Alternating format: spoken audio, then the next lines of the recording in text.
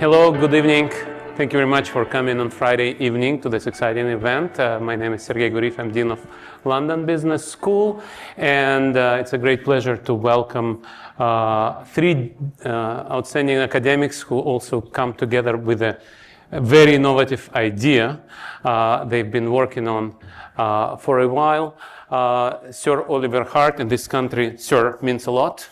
Oliver, so I cannot miss that. A professor of economics at Harvard and Nobel laureate in economics. Luigi Zingales, professor of finance at Chicago Booth, and Hélène Landemore, who's a professor of political science at Yale.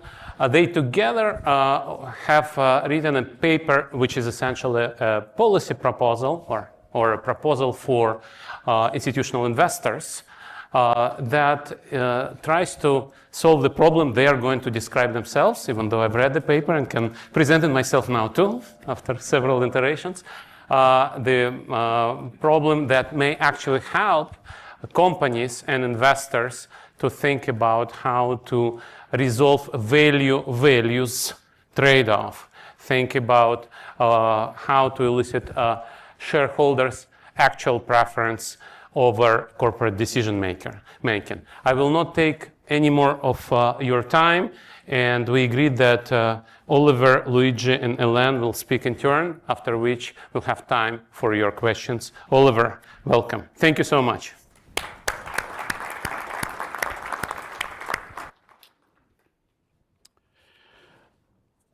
Well, thank you. It's a great pleasure to speak here tonight. I hope people can hear me at the back. As Sergei was saying, this is a play in 3 acts. I'm Act 1. There's no interval, by the way. Okay, but now we have to... there we go. All right. So let's start with some facts. About 60% of Americans invest in the stock market, many through their pensions. I tried to find the comparable number for Brits. It wasn't so easy. Fewer invest directly in the stock market, but many do through workplace pensions like Nest, and increasingly so. Now, libraries are filled with books on how to manage your money, and there's no shortage of financial advisors to help us all with this. But we are aware of no book that tells ordinary investors that their shares come with votes, and that gives them some power and also perhaps some responsibility to influence what companies do. Now, in both the US and the UK, most people invest through institutions such as mutual funds rather than directly. And these mutual funds vote in board elections and on shareholder proposals on behalf of investors. In other words, if you hold shares in a company and through a mutual fund, you're even less aware, so many investors are not aware this is happening, that the mutual fund is using your votes, formally their votes, but it's all on your behalf. They're voting on anything to do with the underlying companies.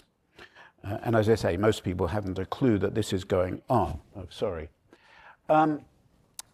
So how has this situation arisen? We think that the answer is that, according to the conventional wisdom, investors want the highest financial return possible. And who are the best people to figure out how to do this, to elect the appropriate boards of directors in the companies, who will choose the appropriate CEOs? They're professionals like mutual fund managers. So you invest through an intermediary, they vote on your behalf, and that makes sense because they know what you want, and they're the best people to bring it about. Now, if you sort of dig a little deeper and ask, where does this conventional wisdom come from? I would say no one's had a bigger role than Milton Friedman, the famous economist. In an incredibly influential 1970 New York Times article, he wrote, and I'm going to quote it because it's worth quoting, "In a free enterprise private property system, a corporate executive is an employee of the owners of the business. He has direct responsibility to his employers. That responsibility is to conduct the business in accordance with their desires, which generally will be to make as much money as possible while conforming to the basic rules of the society, both those embodied in law and those embodied in ethical custom." Now, Friedman recognized that shareholders are actually people, and people are not only interested in money. He understood that people have social goals, but he argued that they could achieve these by themselves. They don't need companies to do it for them. At the time Friedman wrote, back in 1970, a big issue was whether corporations should give to charity. And Friedman's argument is that they should not. It's better for a company not to give to charity and pay a higher dividend, and then each shareholder can decide what fraction of that higher dividend to give to their favorite charity instead of having the CEO of the company decide on their behalf. And in this example, he's very persuasive. To use economic jargon, companies do not have a comparative advantage relative to shareholders in giving to charities, so they should stay out of this. So Luigi Zingales and I, in several papers, which are published, and you can find them, go to my website or his website, but also in our forthcoming book, Citizen Investors, which will come out in the spring of 2027, so you have to wait for that, but put it in your diaries. We argue that charitable contributions are a very special case. Companies don't have a comparative advantage relative to shareholders in giving to charity, but they do in other activities, and that's where Friedman's argument breaks down. So I'm going to give two examples. The first one is really simple, kind of toy example, but nonetheless not unrealistic. Suppose you own a dry cleaning business. You can make more money by dumping a side product, a hazardous chemical, in the local river. Let's suppose this is not illegal, but you know that people living downstream will suffer. Do you do it? Some people may answer yes, but many will say no. Now, the difference from the charity case is that the dry cleaner does have a comparative advantage in avoiding pollution. It's much more efficient for the dry cleaner not to dump than for it to dump and then for the owner to clean up the mess. That would be even worse if there were many owners, right? They'd actually have to coordinate. But even with one owner, the cost of cleaning up can far exceed any extra profit you made from creating the mess. The implication is that a socially responsible owner of the dry cleaner might decide not to dump the chemicals, even though this is not profit maximizing. So Friedman's conclusion is wrong in this case. Luigi and I have argued that companies should maximize shareholder welfare rather than profit or shareholder value. Shareholder welfare includes profit, but not only profit. It also takes into account shareholders' moral preferences, how much they are willing to accept a lower financial return for the greater good. The greater good in this case being not polluting the river and causing harm to people downstream. Now, I should note that we're kind of conservative, small c conservative in one way here, because we accept the idea of shareholder primacy. So we do agree with Friedman that companies should act on behalf of shareholders. Why do we think that? Because that's the way most companies are set up. So we don't want to interfere in that. We take as given the way they are set up, the way the founder chose to set up their company. Where we disagree with Friedman is just about what acting in the interests of shareholders means. He thinks it means maximizing profit. We mean we think it means something more complicated because shareholders may have moral preferences, which might sometimes cause them to want the company to do something different. Let's take another example, ExxonMobil. ExxonMobil has worked to undermine environmental policies to combat global warming. In the past, it financed organizations that cast doubt on climate change. Now, these activities may be very profitable, but is this in the interest of Exxon shareholders? Just to stress, I think these activities maximize profit for Exxon, maximize shareholder value. For people here who think in terms of long-run shareholder value, same thing, no sign that these activities have damaged Exxon's share price in any way. They've increased it. But, let me repeat, is this what Exxon shareholders want? Well, I'm an Exxon shareholder, a very, very small one, and so quite possibly are many other people in this room, or you will be, directly or indirectly through a mutual fund or a pension fund. So I hold Exxon through a Vanguard index fund that I have, that S&P 500 index fund. It has Exxon in it. And no doubt through some of my pension investments as well. So, okay, is Exxon acting on my behalf? Is Exxon acting on our behalf by doing this? Well, it's certainly not acting on my behalf. I doubt that it's acting on your behalf. Sure, we want to be rich, but we care about other things too. We don't want to live in a hotter world, or for our children or grandchildren to live in a hotter world. It's nice to have a higher dividend, but you don't want to have to consume it underwater. We may care about people unrelated to us living in a hotter world. That is, we may be somewhat altruistic. I think most people are. Exxon's actions are subverting these goals. And a small but important point here, if you're a very small shareholder of Exxon, the profit effect, if Exxon does these activities, your dividend goes up by, a cent because you're such a small shareholder. Whereas the negative implications that I just described, living in a hotter world because you don't have good climate regulation, that you're going to experience big time. So that's why you are almost certainly not to be in favor of this. Now, Exxon always claims to act on behalf of its shareholders, but it doesn't ask us what we want. It could, and it should.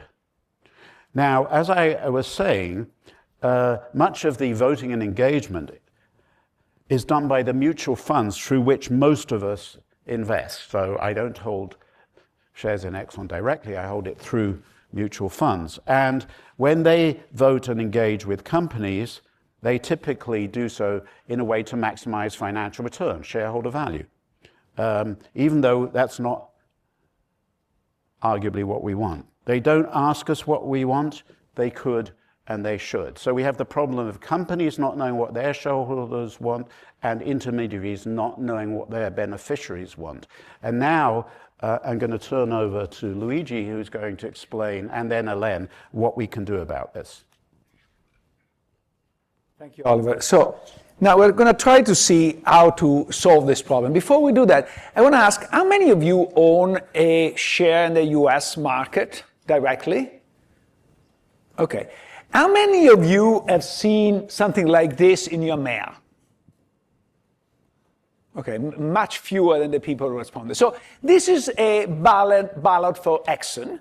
And so the challenge is, how do we communicate? So each one of us who is shareholders of Exxon, if you're shareholder directly, then we're going to talk indirectly, but directly, how do you communicate to Exxon these preferences? So first of all, I don't know if you see, there is a list of directors. Now, what is funny is there are 12 names for 12 seats. Surprise, surprise, everybody gets elected. Now, this is a particular case because this is Exxon 2021. When there were 3 other candidates that eventually got elected, they were in a separate proxy. You need to work very hard to find them. So that's just to give you the sense of how fair these elections are. And then there are a bunch of other things that ask whether you want to recommend to, for or against, ratification of independent auditors, advisory vote to approve executive compensation. Most of this stuff is not exactly titillating, okay? So a lot of people don't vote. In fact, and the very few people who vote, Exxon is very convenient. At the end of the proxy, they give you the opportunity that if you just sign on the dotted line, they're going to vote for you in every possible situation. Of course, for management. Now, there was a competing proxy that was not offered the same opportunity. So the problem is that a lot of people actually don't like to vote. Not only do they like to vote, they are rational in not voting. Why? It's because voting requires not only signing that proxy, but actually get a little bit informed of what they're doing. And that takes time and effort. And if you own very few shares, there are, if I remember correctly, 4 billion shares in Exxon. So if you own one of those shares, the chance that you are going to be influential in the vote is 1 over 4 billion, so small that it's not worth your time. So most people prefer to watch TV and not doing the actually hard job of voting. Now, then who does vote? So this is a picture of who owns equity in corporate America. And so you see, those of you who are UK holder of equity, those are the orange guys, are increasing over time. But many of you don't even receive those ballots, let alone vote. Okay? Then there are the individual investors down there. By number, only 11% votes. But if you, of course, there are some of them owns a lot of shares. They are rational to vote. So if you go by shares, 30% of them vote. But by number is so who does the lion's share of all this? Is the guys here in the middle, institutional investor, mostly mutual funds. Okay? Why? Because they are required by law to vote. And so there is no rational apathy for them. They are required to vote. Now, the problem is that as a result of the industrial organization of the mutual fund industry, this ownership of mutual funds has become increasingly concentrated over time. So here is the ownership in every company in the S&P 500 by the top 6 mutual funds. And so here the top 3 own 21%, and the top 6 own 27%. Now, remember that a bunch of people don't vote. These guys vote with probability 1. So if you inflate by the number of votes cast, you get that the top 3 basically vote 27% of the votes in every election, in every company in the S&P 500. And if you look at the top 6, they are 35%. So one of the things, there are many things I don't like of communist country and the Soviet Union, but one was that there was a Politburo of 15 men deciding for every organization in the Soviet Union. Now, America is slightly different. There are 3 men deciding for everybody in corporate America, okay? So, and by the way, they're always men. So that is the thing that doesn't change. So, and most investors don't even know that this is taking place. This is actually a survey that Vanguard did. And if you look at it, especially among the young people, most people don't know that actually their investment carries with votes, or let alone sort of having some influence. So these people don't own really those shares from a substantial point of view, but as John quotes from a legal point of view, they own. But in fact, we are the residual claimant. If those shares do well or poorly, we suffer the consequences. But who decides those votes are them.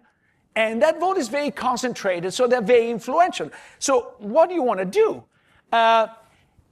particularly because when this fact was noticed not by a lot of investors, but by a lot of activists. And so I don't know if you see in the back, but you see in the back the politician pushing them in one direction or the other. So there are the people say you have to divest from oil, the other people that divest from China. They are in the middle between the rock and the hard place of political pressure.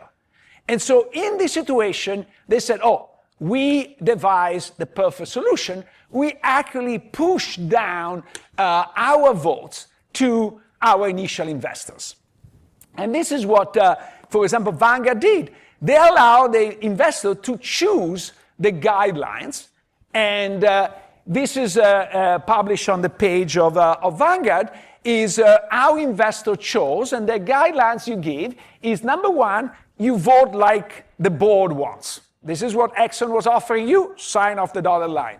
The second is you vote like Egan-Jones Wealth Advisory proxy investor suggests. And this is basically somebody that claims to maximize shareholders' value. Now, everybody claims to maximize shareholder value, so it's not clear what they do differently. Then there is the Glass-Lewis ESG that claims to be a little bit more enlightened in its behavior. By the way, Glass-Lewis has just announced that they're going to get out of the business to provide that advice pretty soon, so we don't know what they're going to do.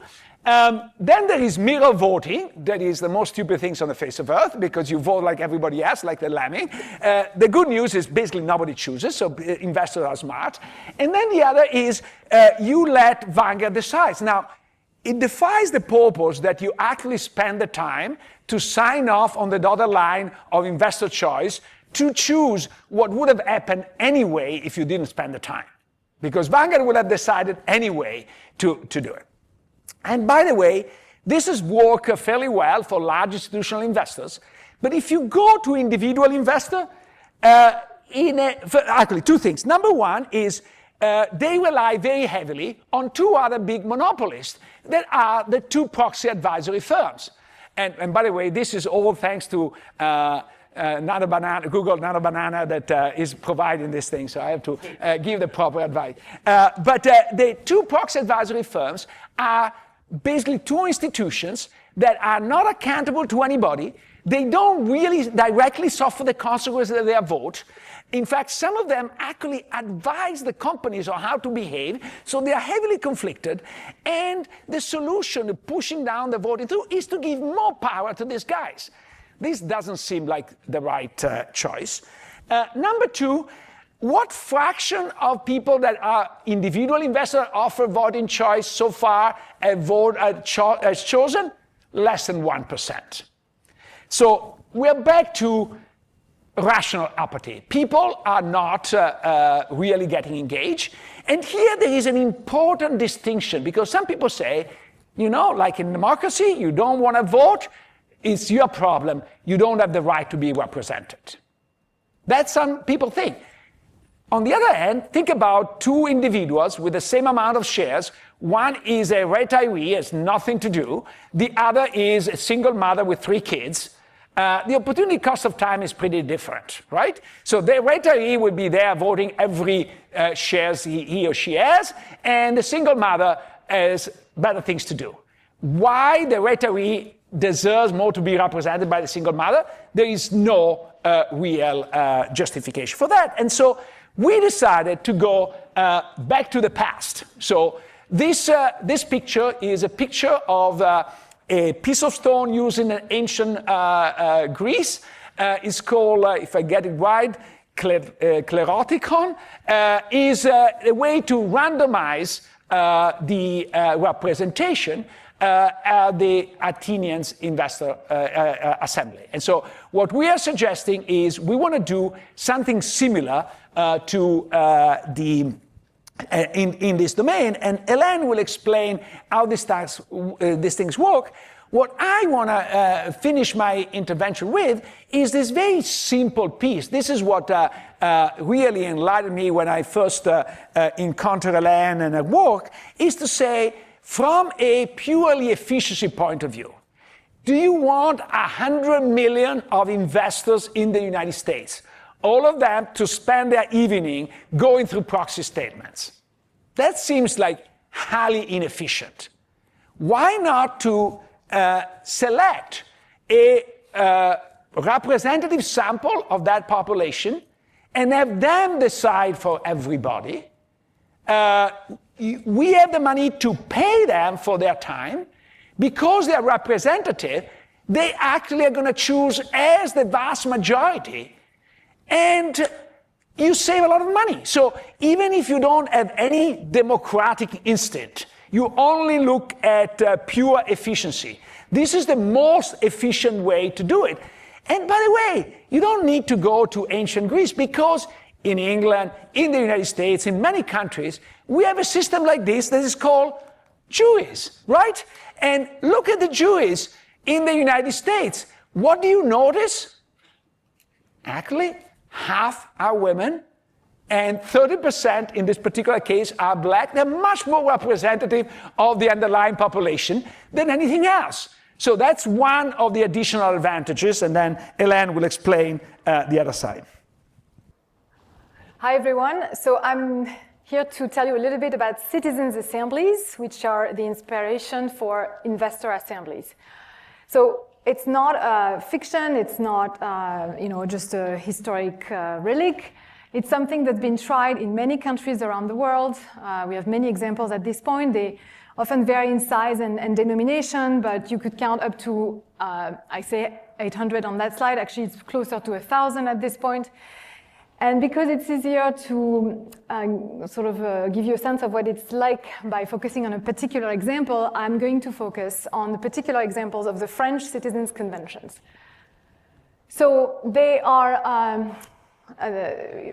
they were processes convened by President Macron, first in reaction to a social rebellion that you may have heard of called the Yellow Vest movement. So it was in a rejection of a carbon tax that triggered a lot of demonstrations and resistance, that Macron sort of discovered deliberative democracy and decided to launch the first citizens' convention in 2019 on climate.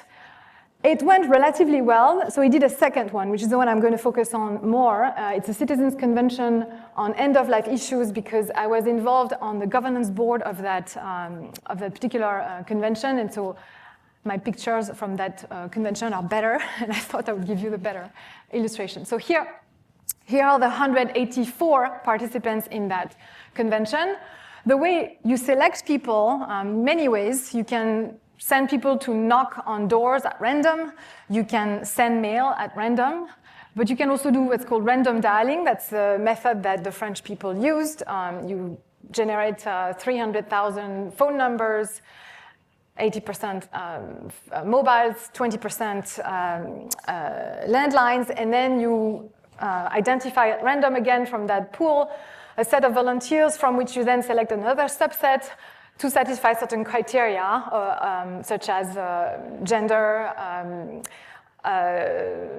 urban versus rural, socioeconomic category, education level, et cetera, until you end up with your sample.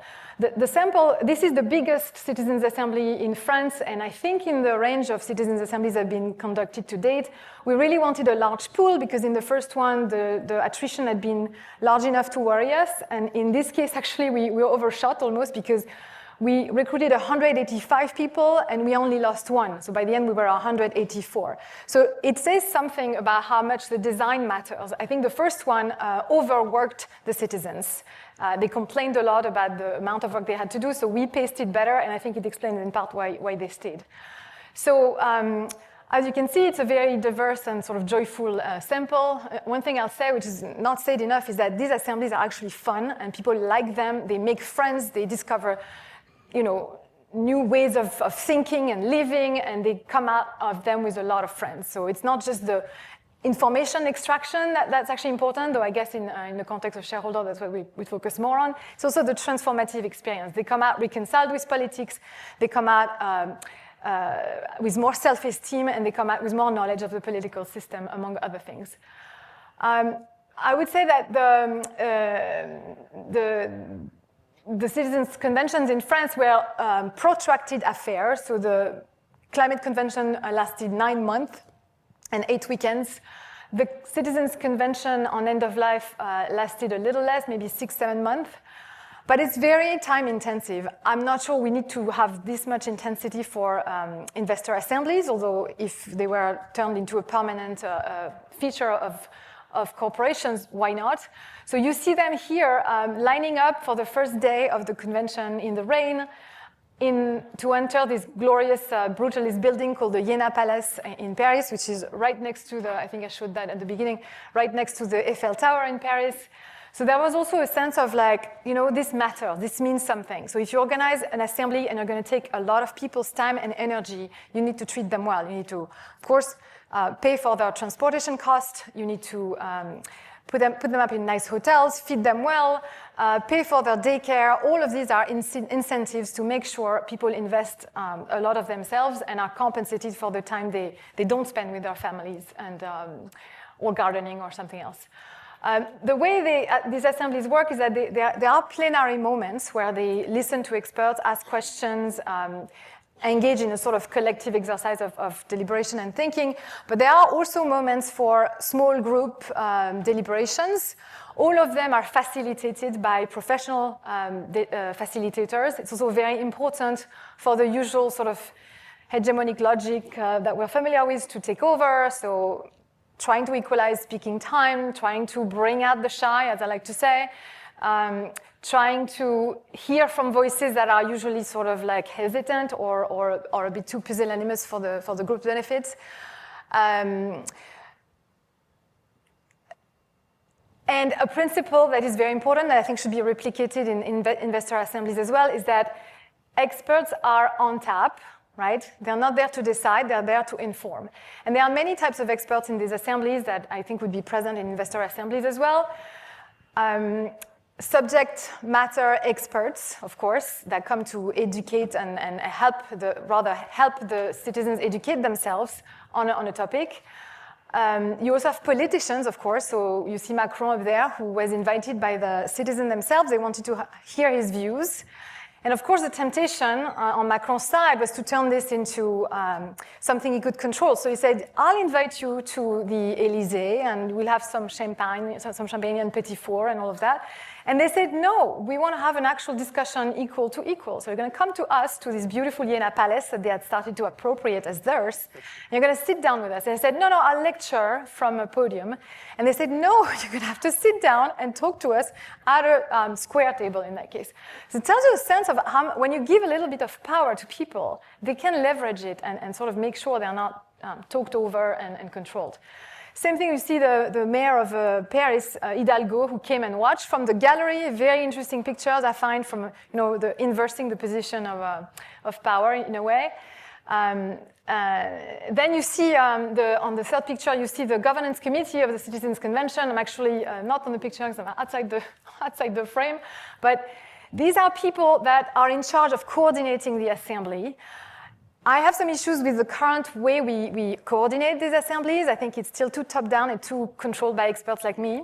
And in my ideal scenario, we would organize citizens' assemblies or even investor assemblies in a way that render the citizens completely autonomous from that sort of external governance by experts.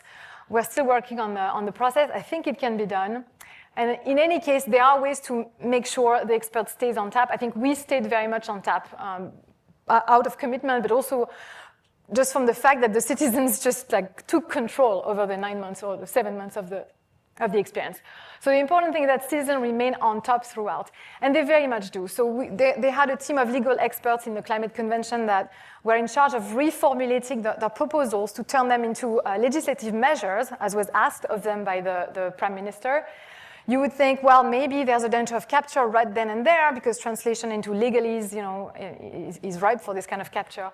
They spent so much time, as you can see, rereading every line, making sure everything they had said in a sort of more common language was turned into the right sort of legalese. They absolutely kept the experts on their toes and sort of made sure that their intentions were properly translated. So these are some of the features that I think should be very much replicated in a citizens' assembly. Another thing that's a bit different compared to a jury, for example, in jury, typically the decision requires unanimity. It's not the case in citizens' assemblies. So it's very much a majoritarian environment. You've got the deliberation, the exchange of reasons, and at the end they take a vote on the proposals they come up with, or sometimes the text they want to put out. In that case, I show a picture of the manifesto they wrote to explain their product to the nation. But it's true that in practice, it tends to follow a sort of implicit majoritarian norm. The proposals are endorsed by large majorities, and when they are not, they tend to fail. So for example, in the climate convention, there was one proposal that came out of the convention that said that we should reduce the speed limit on highways to 110 kilometers per hour. That proposal had only like 58% of support in the assembly, and that was knocked down by Macron because he had already had a rebellion on his hand when he had tried to lower it to 90 kilometers per hour. So that's another thing that we are proposing in the Investor Assemblies, at least a quorum of 60%. It's important because at the end of the day, this group is still quite small, and so we want to make sure that it tracks the preferences of the larger public. As I said, these assemblies are joyful. I think they should not be seen as like these school marmish exercises where you make them work really hard. This is our reaction to the vote on the manifesto at the end. The front row, this is the governance committee, so I'm on that one.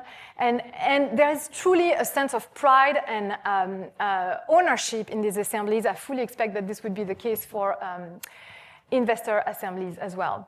Finally, a very important thing about citizens' assemblies now, the best practices consider that you cannot do a citizens' assembly unless you have a pre-commitment from the commissioning entity, in our case was the Prime Minister, to give an account of why or why not, or why they did not, why they followed the recommendations or why they didn't follow the recommendations. It's very important because it signals seriousness on the part of the commissioner, and it allows the citizens to also express their happiness or unhappiness about the results. So this is the group of 184 in the Élysée Palace, where at the very end of the process, they were this time received by Macron for petit four and celebration. They gave their report on end of life, this is the beginning of the accountability process. He promised us another meeting to explain what he had done with the law, what the parliament had done with the law. Unfortunately, the parliament has still done nothing with that law in particular.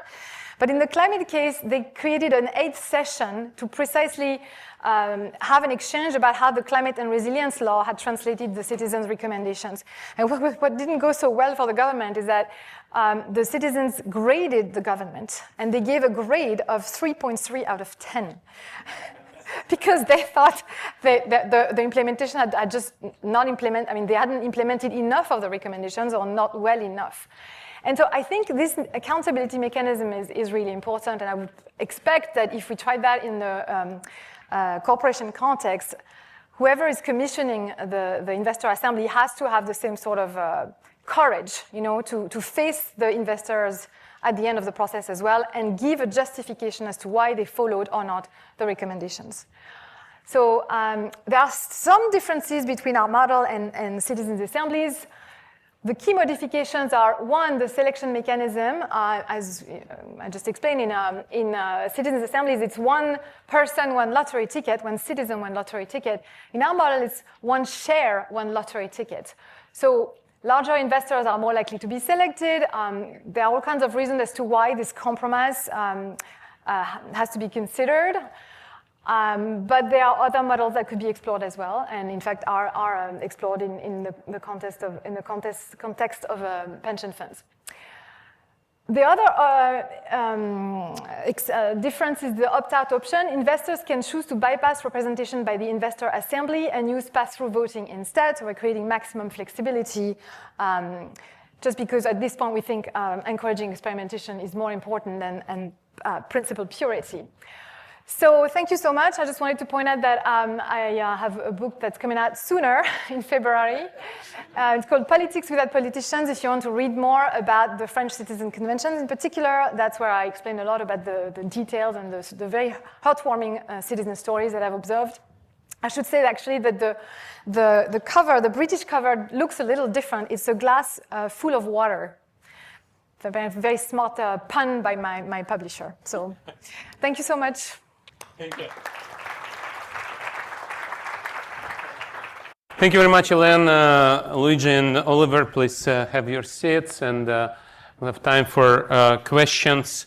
While you're taking the seats, I would add some French context, as I'm also French. Speed limit on French highways is 130, so lowering it to 110 is quite a shift. And also, as Hélène said, right before Macron lowered the country road speed limit from 90 to 80, which was indeed a controversial issue, let's put it this way.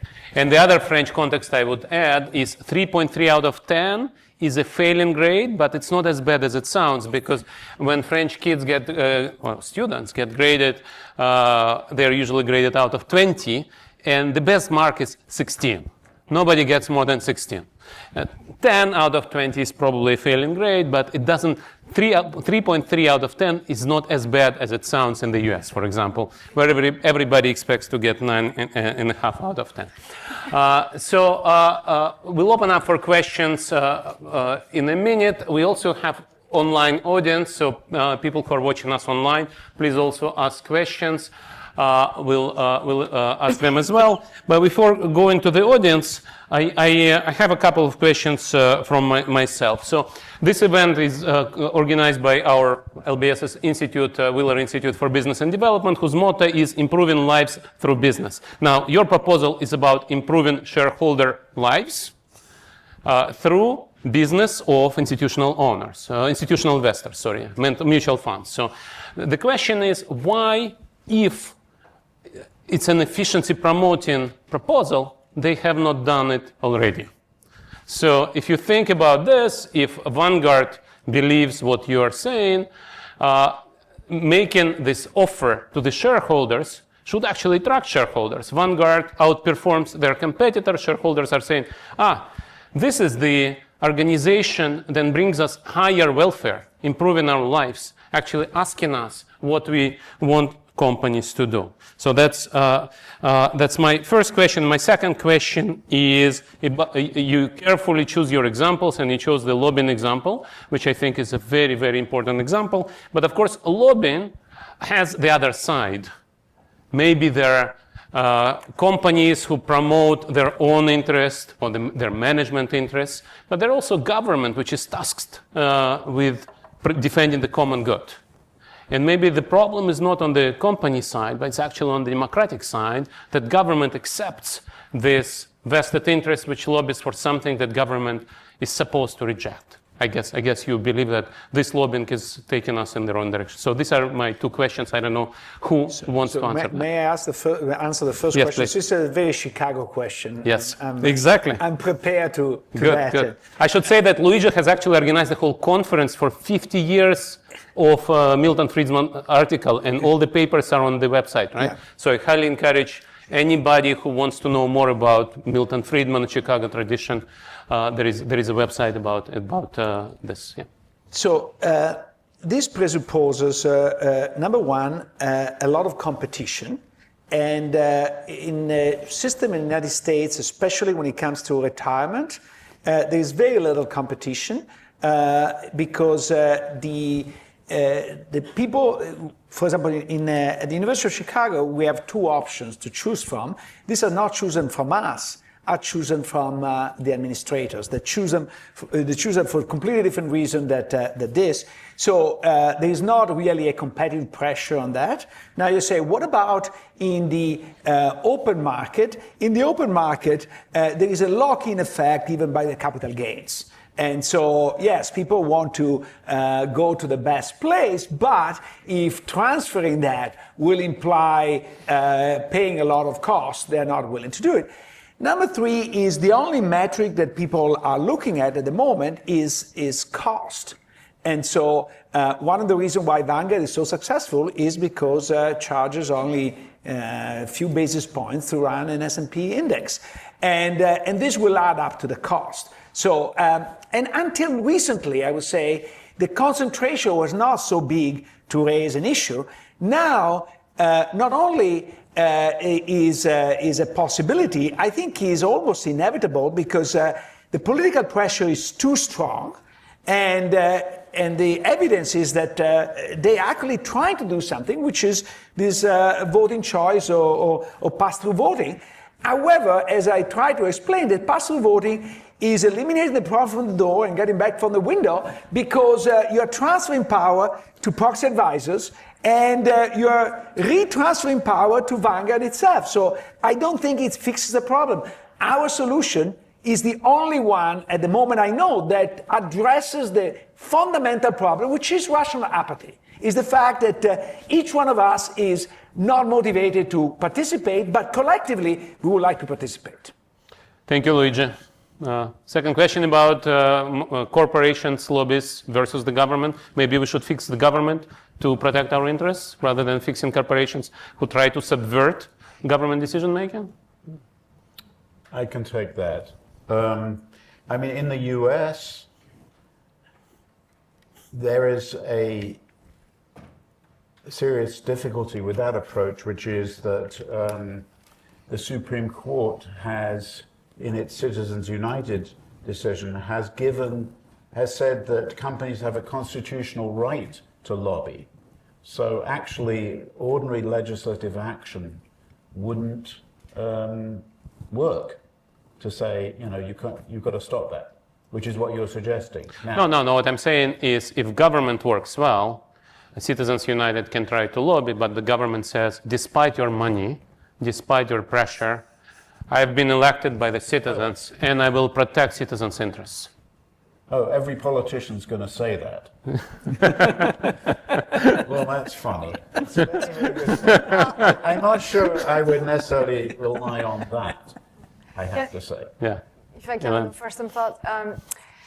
I think there's a reason why we went for a citizens' assembly as a model and not an elected assembly as a model, precisely because we think that elected assemblies are too easily captured, not representative enough, corrupted by money, polarized by parties. I mean, so yeah, I mean, there's a reason why they were invented or reinvented rather in the political sphere first, because it's very dysfunctional. So the thing I like is that we are now leapfrogging the electoral stage. We're going straight to citizens' assemblies for shareholder democracy. Thank you. We already have hands up in the air. There is a hand there. Yeah.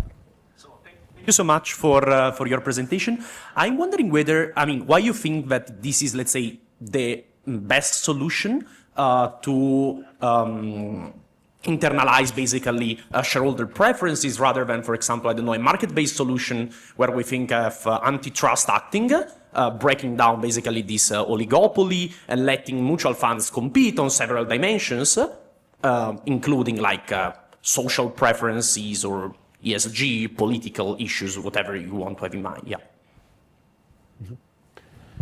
Mm-hmm. So I think that, as I said, the competition at the moment doesn't work very well in this market. Now, you can imagine that you are eliminating this preference for particular structure with the retirement. So number one, you eliminate the capital gain tax and investors become more informed. All this in the direction of finding the competitive solution. I think that is much more efficient. What I was trying to say in my presentation, I think is much more efficient to go this route because at the end you achieve the same result with very minimal changes. And in our proposal, actually, you don't need any legislative change. Ideally, the large mutual fund company under the fear of the breakup, because breaking them up will be very inefficient. And it says the reason why there is so much concentration is because it is very efficient to run an index fund with a very large volume because it's not a very sophisticated operation. It's all into processing. And the larger the volume, the lower the cost. So are you willing to pay the much larger cost of breaking that up? I think that our solution is, regardless of any democratic consideration, and she's very much for the democratic consideration, regardless of any, is the best from an efficiency point of view. And on top, you have all the democratic considerations. So you have the cake and eat it too. Yeah, these citizens' assemblies are actually not very expensive. We are talking about low single-digit millions, right, per convention. So the French convention, which is the climate convention, the first one, which is the Rolls-Royce of citizens' convention, the most expensive that ever conducted, was 6 million euros, right, which is a lot. I mean, in the world of democratic theory, it's very expensive. But in the world of finance, business, economics, I think it's peanuts. And I think that reflects on business and economics. Joe, there is a question. There is a question there. Yeah, go ahead. We've had lots join online, so this is a question from the online audience. Isn't the single mother with 3 kids more likely to opt out? Aren't we going to end up with retirees or people with very strong views participating in the investor assemblies, despite the initial random sampling? Is that going to be representative or welfare maximizing? I think that it's a very good question, and I think that the issue of stratification and the issue of how you compensate these people to make sure that this is representative are very important details. I think Hélène, with her experience, is reminding us all the time that, for example, one of the first things you have to pay is to pay for the childcare of people who participate, so that they can effectively participate. And number 2 is once you are compensated, if you know that you are one of 150 that chooses the policy of Enron, I think the motivation to participate are much larger than if you are one in 4 billion that make that decision. And so I think that the trade-offs are dramatically different. Have we eliminated completely the rational apathy? No. But hopefully we have made it much, much less problematic. Yeah, the idea is that the random choice does target the representative sample of the society, and there will be same number of men and women. There will be representation of people with probably different political beliefs, different incomes. While in politics, and that's why Hélène's book is called Politics Without Politicians, we have this problem that parliament members are very different in social demographic characteristics from the society. So in the US, 40% of voters have a college degree and 95 or 100% of Congress members do. So 60% of the voters may feel left out. So yeah, a question from there, Emma. So my question is about comparing your model to shareholder activism. I know we've seen some high-profile instances, for instance, engine number 1 convincing enough shareholders to get 3 of their members on the Exxon board, try to get them to be better on climate. So how much change do you think can come from those examples of shareholder activism versus your investor assemblies? Thank you. I can say something about that. So engine number 1, getting people on the Exxon board has been sort of touted as a wonderful example of shareholder activism, and even a concern for ESG and this sort of stuff. Actually, I think it's clear that really isn't correct. Exxon was doing bad things to the environment and also not maximizing value. And that's why engine number 1 won. It won because by getting the big 3, Vanguard, BlackRock, State Street, to support them, and they did it because they agreed that Exxon was not maximizing share price. So it wasn't at all democratic. It was still the mutual fund managers deciding. And we're suggesting that there are going to be situations where So there it was a kind of win-win. Although actually it turns out, I mean, afterwards, ExxonMobil has been acting bad in all sorts of ways. I just don't even know what the influence of these engine number one board members is. It doesn't seem to have been good. But we are suggesting that there are a lot of situations where there are trade-offs. And that's when you want to hear shareholder views. Just as an example, Elon Musk bought Twitter, and he was offering a higher price, and I suppose that's why he won. But if there'd been an investor assembly, maybe of Twitter shareholders, maybe they would have said, sure, he's offering a higher price, but we actually think that his controlling Twitter is going to be bad for the world, and that we put more weight on that. And so we're going to vote against it, and he might have lost. That's the kind of situation where what we're proposing would lead to a different result. Because, if I may add, I think that activist investors work very well to push the company to maximizing shareholder value, not welfare.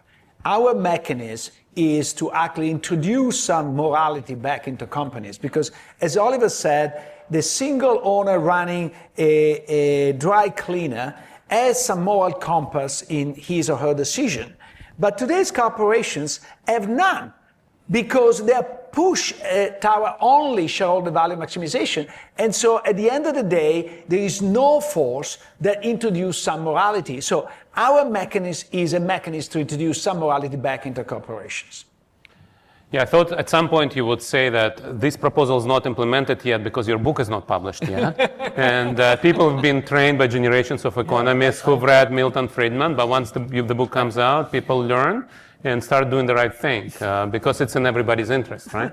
So, but you've not said that, but I did. Well, no, I believe that. Good, we're aligned. Yes, next question. Thank you very much. Firstly, Oliver, I remember you work on incomplete contracts, which was very inspiring. But on this proposal, I have to say I'm struggling. Connecting also to the conversation with George yesterday about justice, because You're strongly against or for? I'm strongly against. I don't understand how welfare could add up to justice. And what you're proposing is some sort of majority moral relativism, where somehow you're trying to solve a problem of internalizing externalities by better voting. But preference is not the same as justice. So just because people want something doesn't mean that it's good.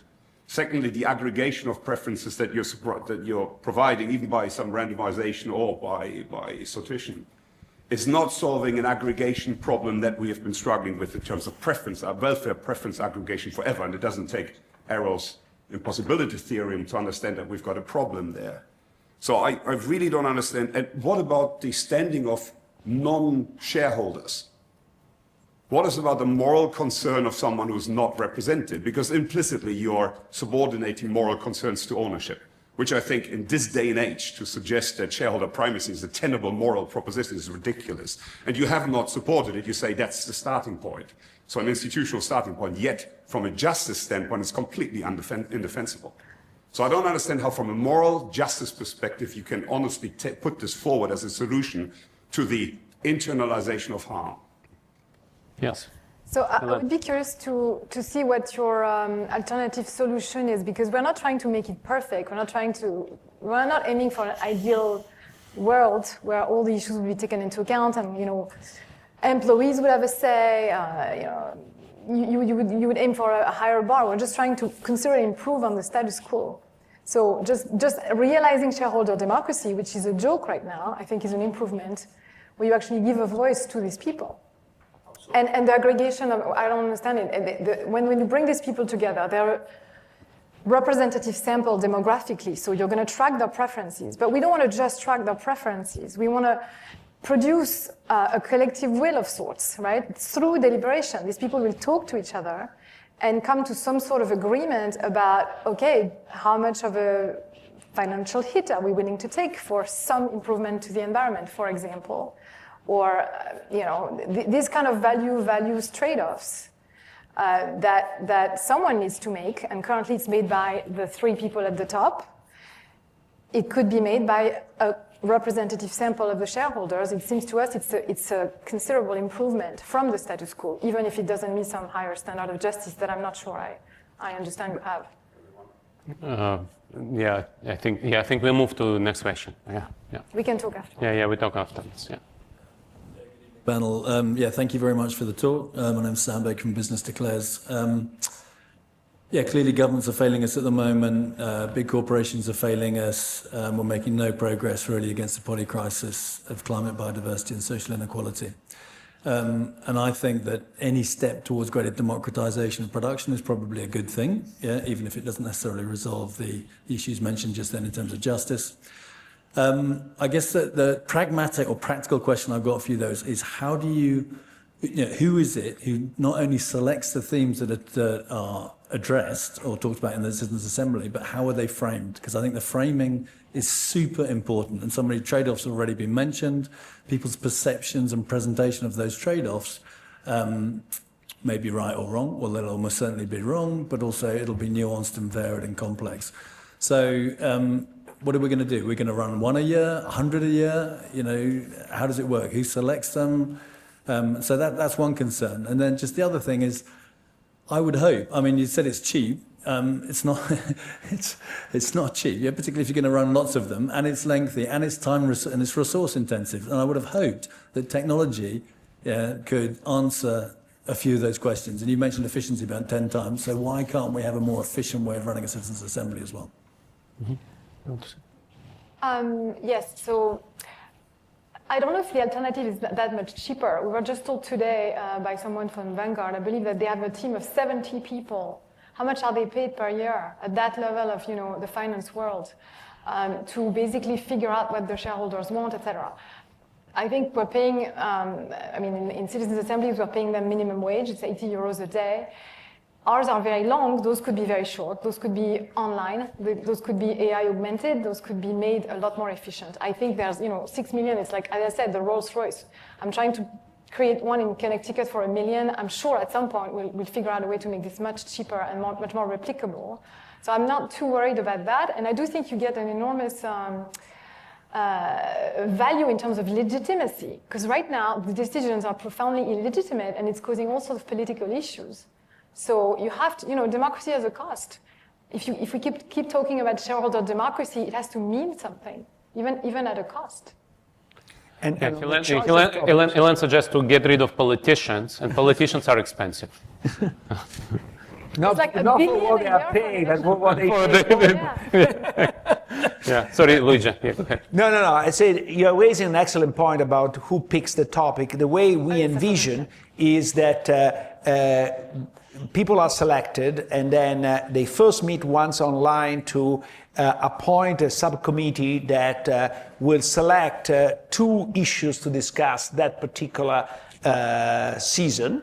And every season we have a new election, a new selection, and then the subcommittee is the one that vet who is going to present the case in one direction or the other. So we're very sensitive to the issue that the control of the agenda is very important, and we're trying to democratize this as much as possible. But of course, I think the proof is in the pudding, so we need to try and experiment. But we're very sensitive to your concerns. Thank you. There was a hand there. I suggest we collect the remaining question. Hand there, hand here, and the question online. Let's start with the online question.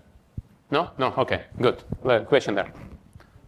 Ewan McGahey, King's College London Law School. Thanks very much for this. It took me back to my PhD from 12 years ago, where I came across, I think, perhaps the first proposal for something like this. It was from the Gessler Commission in 1979 in Germany, which said that banks should cast their votes according to the advisory influence of voting advisory bodies. They called them Stimmrechtsbeiräte. And it was never enacted, but you've got other examples of dealing with the same problem. In Switzerland in 2013, there was a referendum, and that led to a duty on banks to follow the instructions of pension fund representatives. So I think this is great, and I think what you're saying is further than the Gessler Commission in that your assemblies wouldn't just be advisory, that the mutual funds like Vanguard and BlackRock would be bound by the recommendations, but there could be an opt-out. And I think if I'm right about that, that's incredibly important because to answer the question down the front, I mean, what's the legitimacy of BlackRock, Vanguard, State Street to vote on millions or billions of dollars of other people's money? The answer is none. Because they're just illegitimate middlemen, and their preferences widely diverge from the general public. But it would be good if you could clarify whether it's advisory or if it's compulsory setting of the default rule. Yeah, let's collect this gentleman would also ask a question, and then, yeah. Mm-hmm. Yeah, no, I would argue against that. I would say that BlackRock, Vanguard, State Street have a fiduciary responsibility to people investing in their funds, and that they should definitely have an opt-out if this thing did occur, because they have a primary focus on a fiduciary responsibility. And last question. Thank you for the presentation, very interesting. My name is Christos. I work in the shipping industry, and I'm fairly sure that you know that one of the major topics nowadays is the decarbonization of shipping. And although everyone in shipping, all the involved parties agree that we need to do something, it is everyone's in favor of the well-being. All the shareholders of all the involved parties, they agree on that. No one agrees on who should pay the bill for all these things. So apart from all your very interesting solutions, and I'm fairly sure that there are others as well, do you agree that at some point we need to also focus on creating strong mechanisms, strong states, strong organizations that they will provide the legal framework and efficient solutions? Because all these parties, they say there is no proper framework, there is no legal ways in order, it's up to us to pay. So they find this and they don't pay. So should at some point the states, the organizations be more active, more strong, and should we focus on making them stronger to provide solutions? Okay, so in reverse order. So absolutely in no way want to substitute ourselves to the state. This is going back in part also to the question asked earlier. But as Oliver pointed out in his talk, the function of the state is impaired by the pressure of cooperation. So the first thing that the Investor Assembly should do is trying to relieve the pressure so that the state can function better. On the fiduciary duty, the fiduciary responsibility is to act in the interest of the investors. And so I don't see anything more in the interest of investors that ask what the investors want. And it says to what extent they claim to know the interest of the investors. Because, by the way, there is a surprising correlation between the way they vote and their political affiliation. So if you look at the ESG proposals, State Street, whose management is more democratic, is the one with most proposal voting in favor. BlackRock is in the middle. Vanguard is the more conservative, is the most. So they claim to act in the fiduciary interest, but they don't ask people, and they act maybe in good faith, but what they want to do. On the advisory, I think that what we envision is we start as advisory, but eventually you want to go as a mandatory opinion. Thank you. Yes. Yeah. On the advisory approach, even citizens' assemblies to this day are purely advisory. We're hoping they're going to become more influential. I think they need to grow in size. We need to have even more of them, et cetera, et cetera. I would say that the first citizens' convention in France almost operated as a legislator, actually, because the mandate from the prime minister was to create legislative measures, right? Like legal proposals. And Macron had promised them that whatever they came up with, it would go straight to regulation, a referendum, or a parliamentary vote. I think it's been the most ambitious to date, but it wasn't mandatory still. So I think the strategy is... He did nothing. No, he did something, but he overpromised for sure. But we're trying this like slow reformist approach, because I don't know how else we would make them mandatory anyway. I think that would be very hard, right? Change the law. That's how you make it mandatory. And how do you change the law? Who are you to convince? I mean, the lobbyists are going to get in the way. Maybe shareholders' rebellion. That's what I tried to suggest in my first question. Maybe citizens get together and influence politicians. Politicians listen to people who vote for them and change the law for the better. Sounds plausible. You see a lot of skeptics on the panel. Yeah. Oliver, you want to add anything? No. Okay. So in that case, I suggest we run a round of applause for the panelists. This is a very exciting. One other thing I would like to mention, and I should have mentioned that in the introduction, should have been mentioned in the ad for this event, is Sir Oliver. Also has an honorary degree from London Business School. We have slight differences. Oliver believes it was done in 2010. Our records show 2011. So that was the year when we also awarded honorary fellowship to Prince of Wales, who then became King Charles. Oliver also went on to get a Nobel Prize in 2016. So he didn't show up when I got it. I thought he might be there, but he wasn't. A huge disappointment.